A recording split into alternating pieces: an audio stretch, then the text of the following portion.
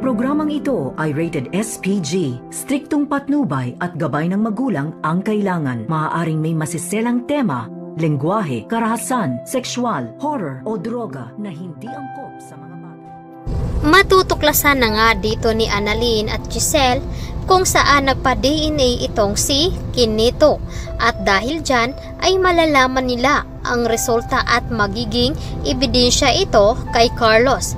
At dahil nga dito ay nagulat naman at napapaiyak itong si Giselle dahil hindi niya inaasahan na magkakaroon nga sila ng ebidensya laban dito kay Carlos.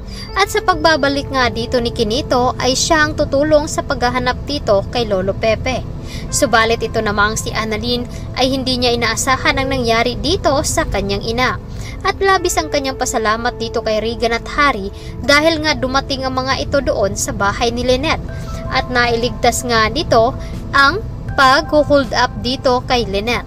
Subalit ito namang si Carlos ay sinisisi naman itong si Lynette sa nangyari dito sa kanyang anak na si Harry.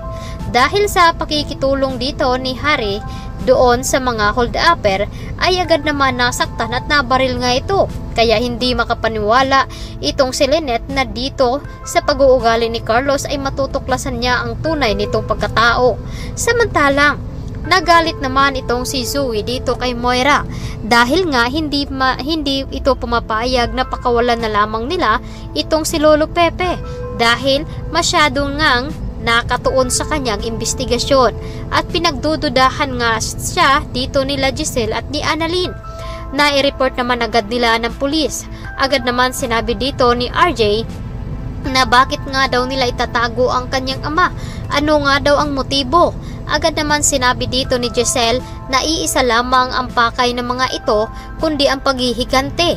Ang hindi nila alam na meron itong malaking sikreto kaya nila ito tinatago. At sinabi rin dito ni RJ na dapat ay makaabot ng 24 oras upang kumilos ang mga pulis sa pag-imbestiga. At dahil dito ay naiiyak na lamang itong si Giselle.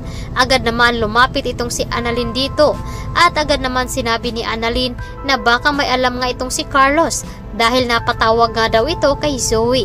At dito na nga pagdududahan nila itong si Carlos sa mga kinikilos kads. Tumawag naman ito si Lynette dito kay Carlos at tinanong kung anong oras nga daw ito uuwi. Ngunit nagalit naman itong si Carlos at sinabi niya na siya na nga daw ang magdidisiplina sa anak dito ni Lynette dahil masyado nga daw itong ini-spoil.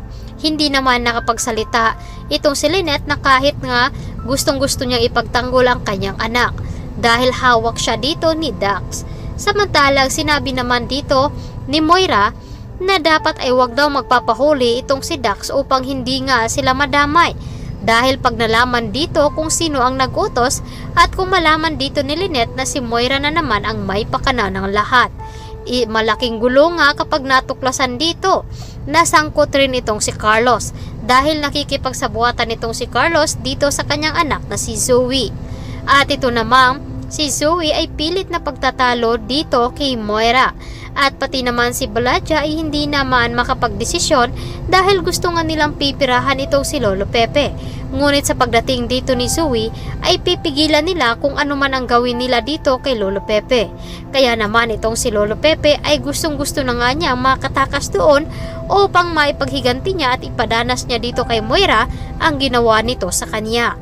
Kaya naman magdadrama itong si Lolo Pepe dito kay Zoe na patatakasin siya at mailigtas siya sa kanyang kasalanan na pagtatago ng sikreto. Kaya ito ang dapat nating aantabayan at aabangan ngayong hapon dito lamang sa Abot Kamay na Pangarap. Maraming salamat.